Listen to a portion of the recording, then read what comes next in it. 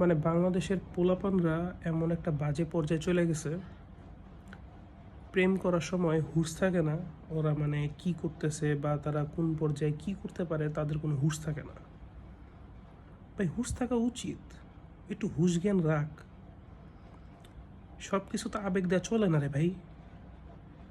একজনের সাথে প্রেম করবি তোরা 2 বছর বা 1-1.5 বছর, অন্তত 1.5 বছর তোরা কমিটমেন্টে যাইস না। আগে মানুষটা তোরা চিন কেমন। একটা মেয়ে হোক ছেলে হোক, দুজনকে চেনা উচিত। কারণ একটা প্রেমের আগে যে সম্পর্কটা থাকে আর প্রেমের পরে যে সম্পর্ক যেটা হয়, সেটা কিন্তু এক হয় না। মানুষের ভিতরে পরিবর্তন আসে। সো 1.5-2 বছর তোমরা প্রেম করার সময় আগে দেখো, একজন আরেকজনকে চিনো, ঠিক আছে?